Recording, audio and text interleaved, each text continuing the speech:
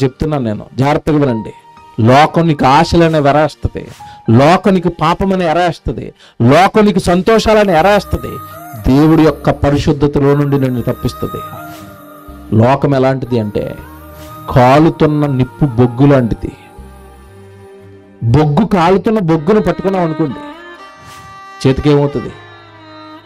గాయం అవుతుంది, కాలిపోతుంది. జాగ్రత్తగా వినండి. మండుతున్న బొగ్గును పట్టుకుంటే కాలి చేతికి గాయం అవుతుంది.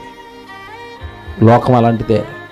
పోని ఆరిపోయింది కదా అని తర్వాత అటుకో బొగ్గుని, చేతికి మసి అవుతుంది. కాలుతున్నప్పుడు పట్టుకుంటే ఏమవుతుంది?